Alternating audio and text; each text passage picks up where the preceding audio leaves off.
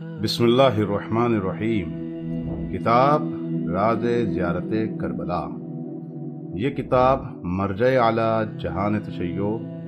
آیت اللہ العظمیٰ حاج سید صادق حسینی شیرازی داماد اللہ سے زیارت امام حسین کے متعلق کیے گئے سوالات کے جوابات پر مشتمل ہے۔ اس کتاب میں حضرت نے روایات محمد و آل محمد علیہم السلام کی روشنی میں زیارت کے اجر و ثواب کو ذکر فرمایا ہے اور زیارت کے دنیاوی اور اخروی فوائد کو ذکر کیا ہے۔ اس کے علاوہ سرزمین کربلا کے فضائل، دریائے فرات کی فضیلت اور زائر امام حسین علیہ السلام کا مقام و مرتبہ بھی بیان کیا ہے۔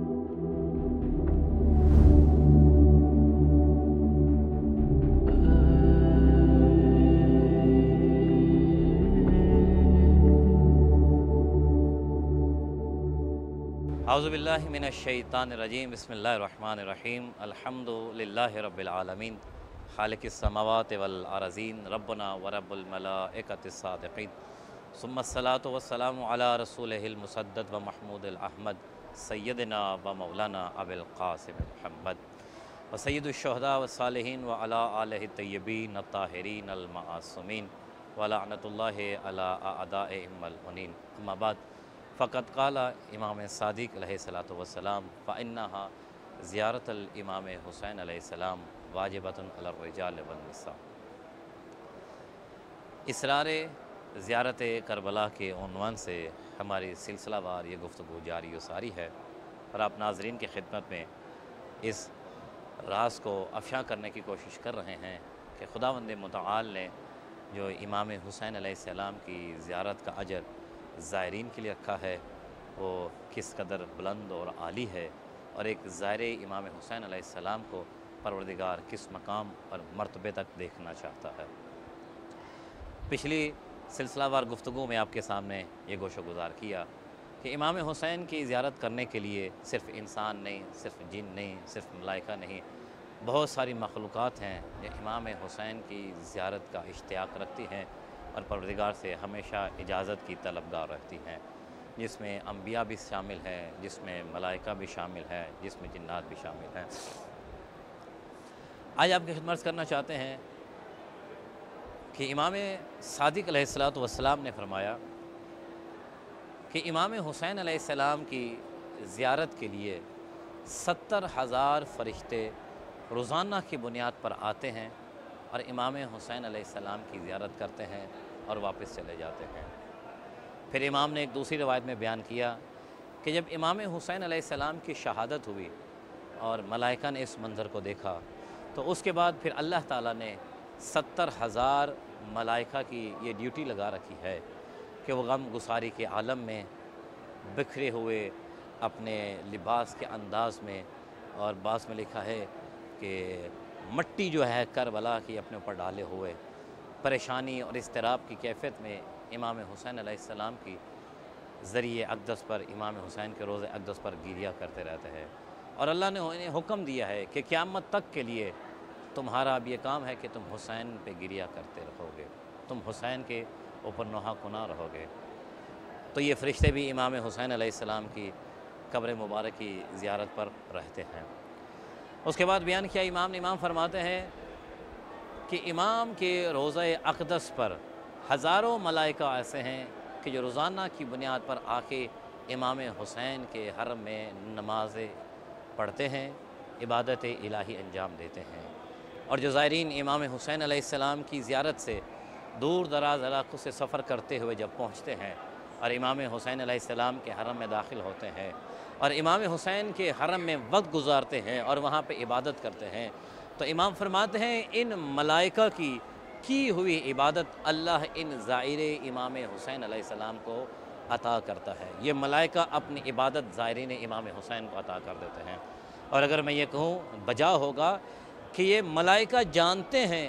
کہ زائر امام حسین کی منزلت اور اس کا مقام کیا ہے، اسی وجہ سے یہ اس چیز پہ یقیناً فخر کرتے ہوں گے کہ ہمارا اجر زائر امام حسین کو مل جائے۔ ہماری یہ عبادت اگر ظاہر امام حسین کے حصے میں چلی جاتی ہے یہ ہمارے مرتبے میں اضافے کا سبب بن جائے گا۔ تو اس لیے ہزاروں ملائکہ امام حسین کے روضہ اقدس پر آتے ہیں اور یہاں پہ آ کے عبادت الہی انجام دیتے ہیں۔ روایت میں بیان کیا کہ کسی نے امام سے پوچھا کہ مولا اگر کوئی امام حسین علیہ السلام کی زیارت پہ آئے اور یہاں پہ آ کے اگر عبادت کرتا ہے تو اس کی عبادت کا اجر کیا ہے، اس کے بدلے میں اللہ اس سے کیا عطا کرے گا؟ تو مولا فرماتے ہیں اس کی عبادت کا اجر یہ ہے کہ اس کی ایک رکعت نماز 70 رکعتوں سے افضل ہے، 70 نمازوں سے افضل ہے، اور بعض میں ہزاروں کا ذکر کیا گیا ہے۔ پھر مولا سے پوچھا گیا کہ مولا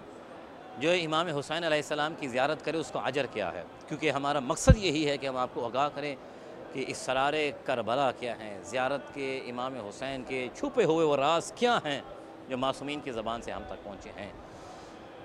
تو مولا فرماتے ہیں کہ جب قیامت کا دن ہوگا اور ظاہر امام حسین علیہ السلام کو محشر میں داخل کیا جائے گا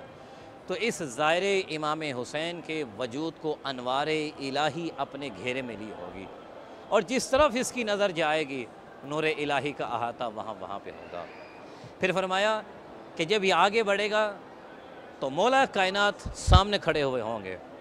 یہ مولا امام حسین کی قبر کا بھی ظاہر ہے، مولا علی کی قبر کا بھی ظاہر ہے۔ تو فرماتا ہے پھر مولا حکم دیں گے پل صراط کو، کیونکہ علی کے پروانے کے بغیر کوئی پل صراط پہ گزر ہی نہیں سکتا ہے۔